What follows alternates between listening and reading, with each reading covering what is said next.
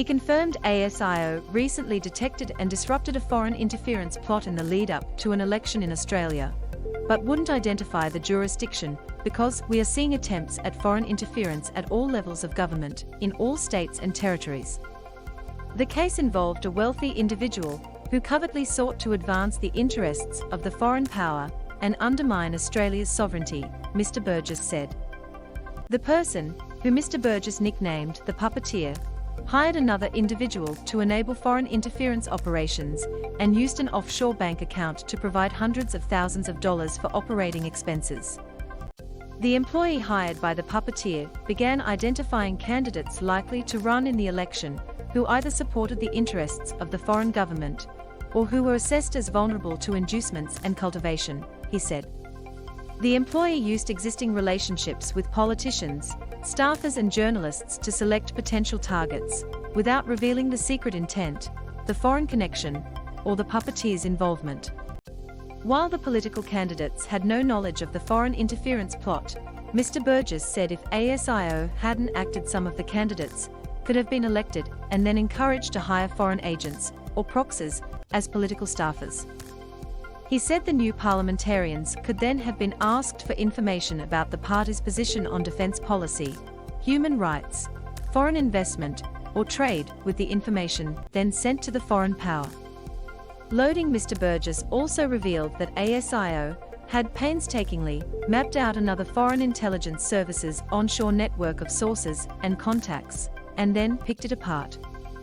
Australians who were targeted by the Foreign Intelligence Service included current and former high-ranking government officials, academics, members of think tanks, business executives and members of a diaspora community, he said.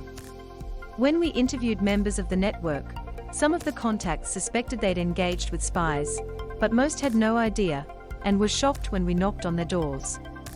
Wednesday night's address was the third annual threat assessment by Mr Burgess, who shocked many in the intelligence community when he began delivering the speeches in 2020, which always include case studies of some of ASIO's operations. Mr Burgess said he wanted to be as transparent as possible, saying this mindset crystallized during his career with cyber spy agency the Defense Signals Directorate, particularly when the agency was accused of an illegal act. He said the allegations were proved to be completely unfounded, but the affair taught him how difficult it can be for a secret organization to defend itself.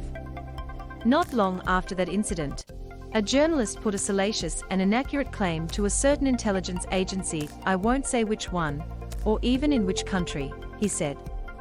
Instead of saying, "That's ridiculous" or "Hell no," which would have been my response, the Brain's Trust replied with, "No comment, and that's off the record."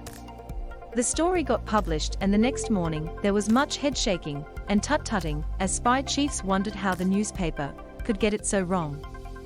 The journalist got it so wrong because the agency ignored an opportunity to make it right.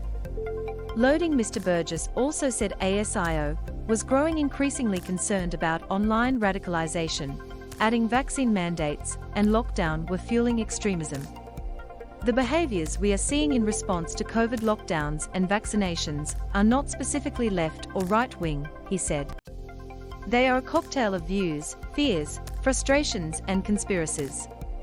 Some of the alleged violent acts at the recent Old Parliament House protest are a case in point. The individuals involved were driven by a diverse range of grievances, including anti-vaccination agendas, conspiracy theories, and anti-government sovereign citizen beliefs.